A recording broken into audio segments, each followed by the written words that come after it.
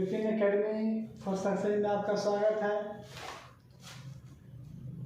तो आज हम ITI का मैकेनिकल ट्रेड या इलेक्ट्रिशियन ट्रेड है, वो सबसे पहला अध्याय हम लेकर आया हूँ सेफ्टी। ठीक है, ITI ट्रेड थ्योरी का सबसे पहला चैप्टर क्या है? सेफ्टी पढ़ना। ठीक है, तो आज हम सेफ्टी के बारे में बताएंगे, सुरक्षा के बारे में बताएंगे। सुरक्षा से टेक्नीशियन या लोको पायलट में 1 से 2 क्वेश्चन हमेशा आता है। ठीक है, छोटा सा चैप्टर है, 1 से 2 क्वेश्चन पे पकड़ बन जाएगा आपका, इसलिए सबसे आज पहला चैप्टर है सेफ्टी। तो सुरक्षा के बारे में हम आपको बताएंगे। तो सबसे पहला चैप्टर में है occupational safety and first aid. Topic का नाम क्या है? Occupational safety and first aid, यानी कि व्यावसायिक सुरक्षा एवं प्राथमिक चिकित्सा। फर्स्ट एड मतलब प्राथमिक चिकित्सा, ऑक्यूपेशनल सेफ्टी मतलब व्यवसायिक सुरक्षा। तो व्यवसायिक सुरक्षा क्या है? सुरक्षा तो जानते हैं, लेकिन लगा दे व्यवसायिक सुरक्षा। ठीक है, यानी कि कहता है कार्य क्षेत्र में श्रमिकों को शारीरिक एवं मानसिक क्षति से बचाना ही व्यवसायिक सुरक्षा कहलाता है। श्रमिक कार्य क्षेत्र मतलब वर्कशॉप, जहाँ हम लोग काम करते हैं। ठीक है, श्रमिक यानी मजदूर, कुशल कारीगर हुआ। ठीक है, काम करने वाला व्यक्ति। तो कहता है को मजदूर जो है कहीं पे काम कर रहा है, वर्कशॉप में काम कर रहा है, तो उसको शारीरिक एवं मानसिक क्षति नहीं होनी चाहिए। शारीरिक नुकसान या मानसिक नुकसान उसको नहीं होना चाहिए। तो उस शारीरिक एवं मानसिक नुकसान को बचाना ही क्या कहलाता है? व्यवसायिक सुरक्षा कहलाता है। क्योंकि वह काम व्यवसाय के रूप में कर रहा है, उसका कोई रोजगार है, कहीं काम कर रहा है, फैक्ट्री में काम कर रहा है ना, तो उसे कहते हैं व्यवसायिक सुरक्षा। तो व्यवसायिक सुरक्षा बनाया किसने? तो WHO के अंतर्गत सर ये सब पारित हुआ है कि मजदूरों के साथ कैसा व्यवहार करना चाहिए, कैसी सेफ्टी उसको देना चाहिए। तो उसका उद्देश्य यही था बनाने का कि WHO का उसका उद्देश्य था कि व्यवसायिक सुरक्षा एवं स्वास्थ्य का उत्थान, सामाजिक स्वास्थ्य का उत्थान। पहला उद्देश्य क्या था? व्यवसाय सुरक्षा, यानी कि उसको सुरक्षा देना है, शारीरिक और मानसिक से बचाना है क्षति को। और उसके बाद सामाजिक स्वास्थ्य में समाज में भी स्वास्थ्य फैलाना है। ठीक है, और स्वास्थ्य का उत्थान करना है। तो मजदूर कहाँ मिलते हैं? समाज में मिलते हैं। अगर मान लें मजदूर कहीं काम किया, करने गया, बीमार पड़ गया, तो उसका समाज में क्या बुरा असर पड़ेगा, तो कोई फिर काम करने के लिए नहीं जाएगा। इसलिए कहता सामाजिक स्वास्थ्य का भी क्या करना है? उत्थान करना है। दूसरा लक्ष्य इसका था कि कार्यशाला में स्वास्थ्य विचलन को रोकना, स्वास्थ्य विचलन को रोकना। कार्यशाला माने होंगे आपका वर्कशॉप, कार्य क्षेत्र, कार्यस्थल, वर्क प्लेस, जो भी कहीं। ठीक है, तो उसमें स्वास्थ्य विचलन को रोकना। स्वास्थ्य मतलब आपका शरीर संबंधित है। ठीक है, विचलन मतलब होता है अंतर।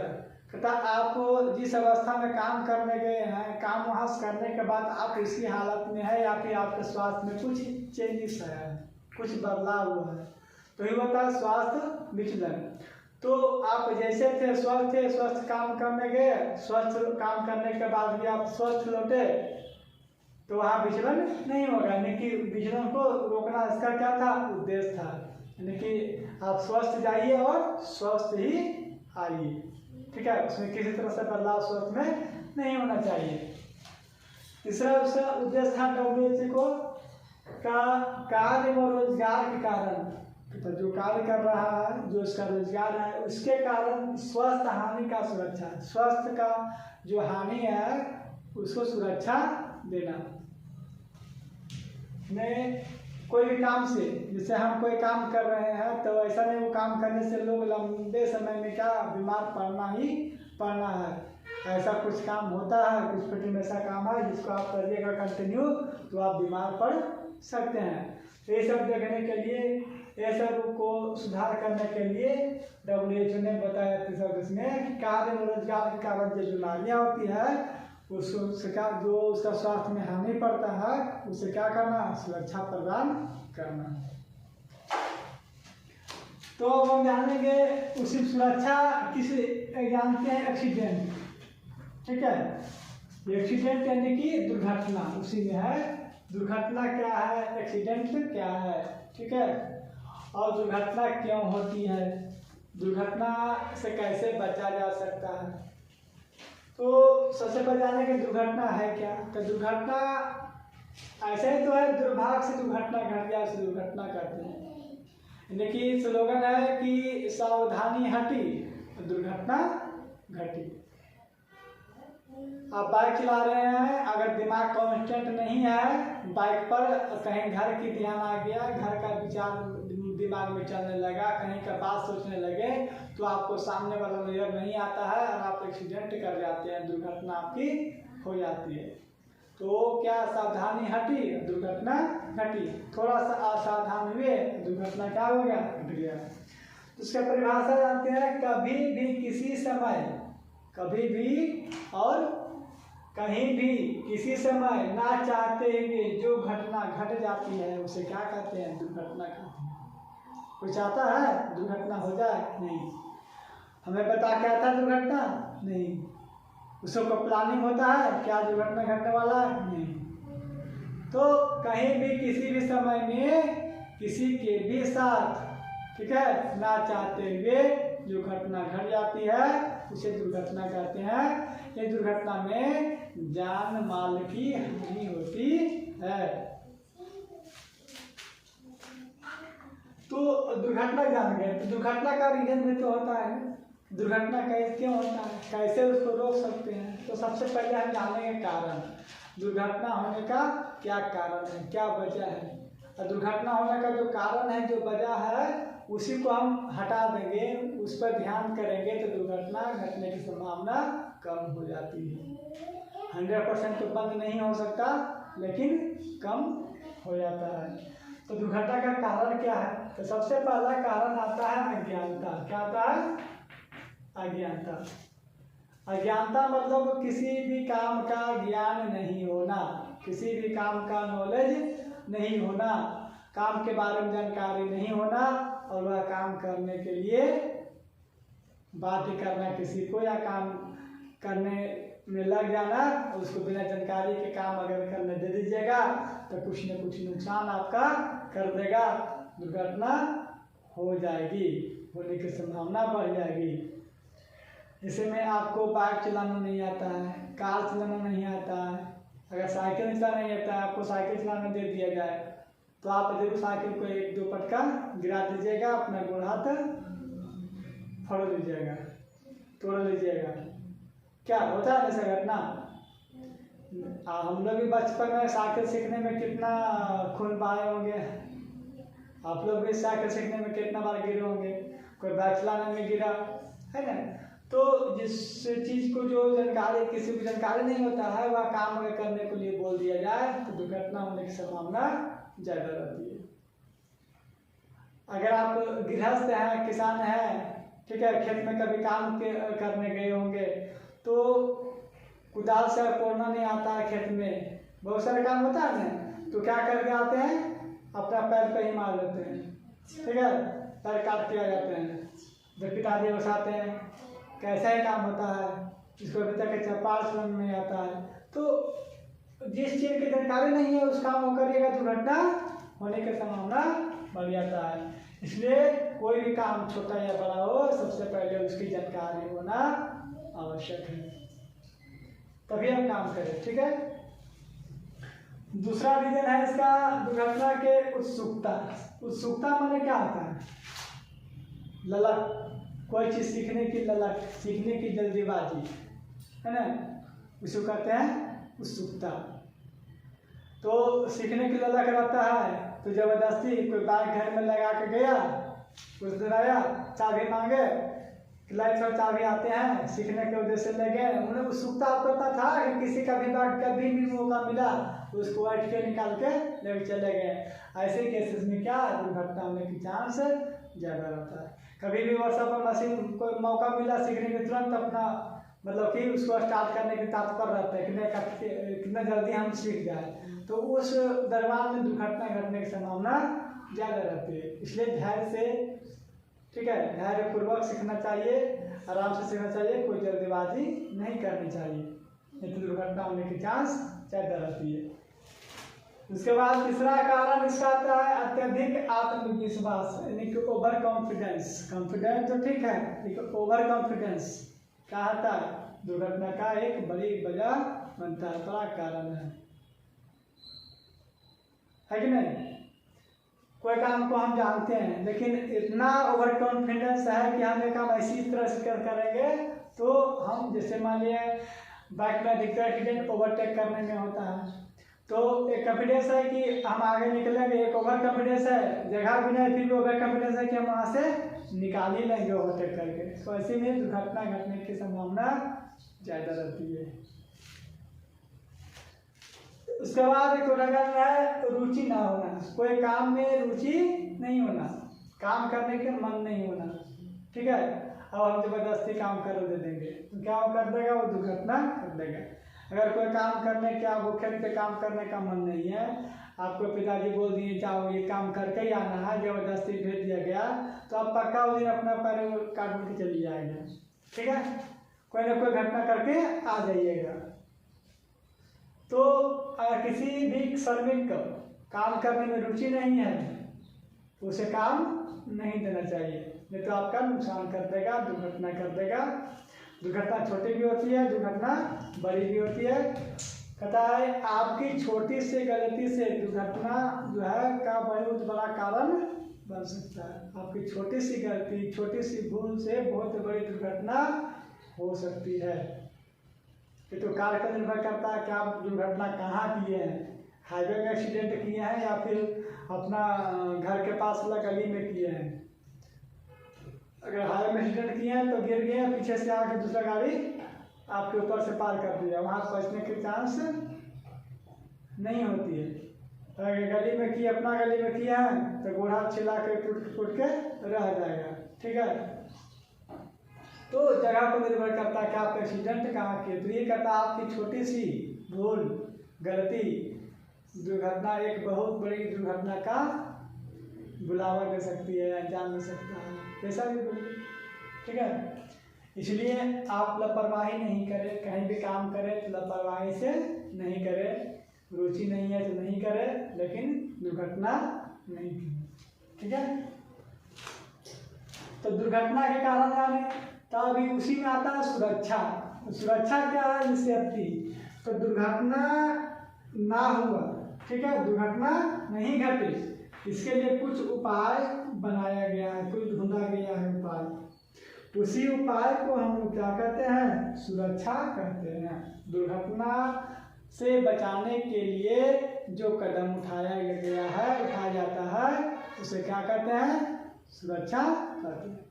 सब बात खिलाते हैं, दुर्घटना हो जाए लेकिन उससे हमको बचना कैसे है, तो हेलमेट लगाते हैं, हेलमेट लगाते हैं ना सर में, ठीक है, जूता पहनते हैं।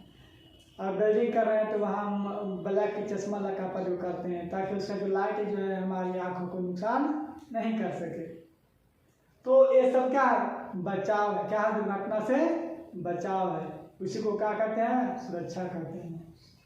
अब समझे, दुर्घटना से बचाने के लिए जो भी कदम, जो भी सावधानियां बरते जाते हैं उसे क्या कहते हैं, सुरक्षा कहा जाता है। तो इसी में सुरक्षा को जो है 3 प्रकार से लिया गया है, 3 प्रकार में बांटा गया है। हम लोग जहाँ काम करते हैं, सुरक्षा तो हर जगह अलग अलग होता है, हर काम के लिए अलग अलग सुरक्षा होता है। ऐसा बात नहीं कि जो सुरक्षा हम बताएंगे हर जगह वही काम करेगा, ऐसा बात नहीं है।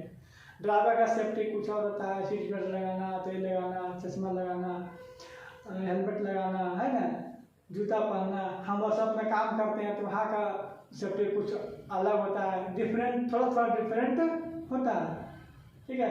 कोई टावर पे काम करके चल रहा है तो उसको सेम मतलब कि बेल्ट लगा के काम करना होता है, ऊंचाई पे काम करता है तो हर एक जगह सुरक्षा लेकिन जहाँ जिस तरह से दुर्घटना होती है संभावना होती है उसी तरह से उसका सुरक्षा भी मुहैया कराया जाता है।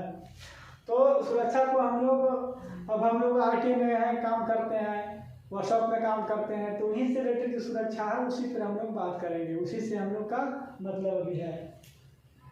तो उसे अब सुरक्षा को 3 भाग में बांट दिया गया है। पहला है स्वयं की सुरक्षा, साधारण सुरक्षा और मशीन की सुरक्षा। सुरक्षा को हम 3 प्रकार से विभाजित किया है, सेल्फ सेफ्टी, जनरल सेफ्टी और मशीन सेफ्टी। सेल्फ सेफ्टी मतलब स्वयं की सुरक्षा। तो सबसे पहले उसको प्राथमिकता दिया गया है। सबसे सुरक्षा में सबसे पहला प्राथमिकता है खुद की प्राथमिकता। कहा जाता है कि जान है तो जहान है, जान है तो जहान है। अगर जान ही नहीं है तो फिर दुनिया जहाँ कितना खूबसूरत हो, हमसे क्या मतलब। अगर सही सलामत है आदमी तभी उसके लिए दुनिया खूबसूरत है, ब्यूटीफुल है, अच्छे से उसको देखने में, घूमने में, काम करने में मज़ा आता है। लेकिन अगर वो सलामत ही नहीं है तो उसके लिए फिर क्या है, कुछ नहीं है। इसलिए जान है तो जहान है, ठीक है। तो सबसे पहले कहा जाता है कि अगर मशीन दुर्घटना हुआ तो सबसे पहले खुद का बचाव करना चाहिए। क्यों? क्योंकि अगर मशीन का कोई पार्ट टूट जाता है, खराब हो जाता है, तो उसको हम रिप्लेस करके नया लगा सकते हैं। लेकिन यदि श्रमिक का या मनुष्य का कोई अंग चला जाए, कट जाए, टूट जाए तो वह दोबारा से नया नहीं लग सकता है, ठीक है। कोई ऐसा दुकान नहीं है कि हाथ कट जाने पर दूसरा हाथ ला के लगा दे। लेकिन मशीन का पार्ट खराब हो जाएगा तो दुकान से खरीद कर हम लगा देंगे, ठीक है। इसलिए स्वयं की खुद की सुरक्षा को प्राथमिकता दिया गया है। दूसरा है साधारण सुरक्षा। साधारण सुरक्षा क्या है? साधारण सुरक्षा सभी के लिए है। पर्सनल सेफ्टी जो था खुद के लिए था, लेकिन जनरल सेफ्टी जो है जितने भी कोई वर्कशॉप में प्रयोग किया जाता है जनरल सेफ्टी, वो सभी वर्कशॉप सभी कारीगर के लिए लाभदायक होता है। जैसे जहाँ हम काम कर रहे हैं वहाँ लाइट अच्छा होना चाहिए, शुद्ध हवा आनी चाहिए, काम करने के लिए स्पेस होना चाहिए, तो सभी के लिए लाभ है ना। अगर मान लिया ज्वलनशील पदार्थ है उसे एक सही जगह से व्यवस्थित करना चाहिए तो सभी को फायदा होगा। रास्ता में येलो लाइन का प्रयोग करना चाहिए, है ना। मशीन का सही अलाइनमेंट होना चाहिए, सही पोजीशन का होना चाहिए, है ना। रास्ते में कुछ रुकावट या फिर तेल ग्रीस वगैरह रास्ते में बिखर जाए तो उसे कॉटन से साफ कर देना चाहिए।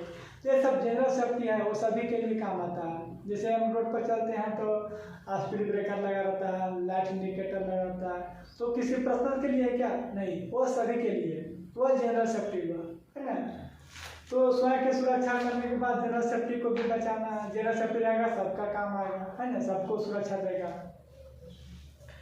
उसके बाद मशीन सेफ्टी, तो कहता है मशीन का भी सुरक्षा करना जरूरी है। क्यों जरूरी है? क्योंकि मशीन से ही हमारा रोजी रोटी चलता है, हमारे परिवार का खर्च, पढ़ाई लिखाई, है ना, बाल बच्चा की। मशीन पे काम करेंगे तभी वही मेरा रोजगार में होता है। इसलिए मशीन को भी सही सलामत रखना हमारी जिम्मेदारी है। मशीन में क्या कैसे रखा जाएगा? तो मशीन को काम करने से पहले साफ सफाई, तेल देना, उसमें ग्रीस, जो भी उस लाइटिंग पार्ट्स है, मोबाइल पार्ट्स है, उसमें ग्रीस देना, तेल देना, साफ सफाई निरंतर करना और सही पार्ट को चेक करना, कोई पार्ट खराब तो नहीं है, मशीन काम करने के हालात में है या नहीं है। सही कंडीशन में है तभी उस पर काम करेंगे, नहीं तो उसको रिपेयर करेंगे, उसके बाद उस पर काम करेंगे। और फिर मशीन पे काम करने के बाद उसमें क्या करेंगे, फिर से साफ करके चिप्स वगैरह हटा देंगे, साफ करने के बाद तेल डालकर छोड़ेंगे। उसके बाद फिर आएंगे दोबारा काम करने के लिए, तो फिर से करेंगे, सभी पार्ट को चेक करेंगे, कोई सब पार्ट सलामत है या नहीं, कोई पार्ट में रिपेयर तो नहीं करना है, किसी को रिप्लेस तो नहीं करना है, मशीन सही कंडीशन में है तभी उस पर हम काम करेंगे। तो मशीन की सुरक्षा भी करना क्या है, हमारी जिम्मेदारी। क्यों? क्योंकि वही हमारा रोजी रोटी का साधन होता है, ठीक है।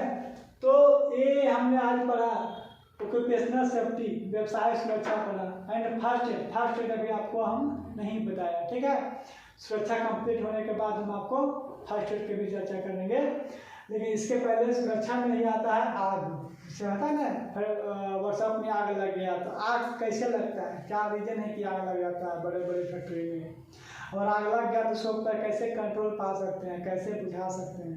आग लगा तो किस तरह का आग लगा है, तेल का आग है कि बिजली का आग है कि गैस का आग है या लकड़ी का आग है, कोयला का आग है ना। तो हर तरह के आग का बुझाने के लिए अलग अलग साधन का प्रयोग किया जाता है, अलग अलग अग्निशामक केंद्र का प्रयोग किया जाता है। तो हम अगला टॉपिक में ही चर्चा करेंगे कि फायर क्या है, आग कैसे बनता है, आग कैसे लगता है, उसका रीजन क्या है, उसे कैसे बुझाया जाता है। ठीक है, मेरे वीडियो देखने के लिए धन्यवाद।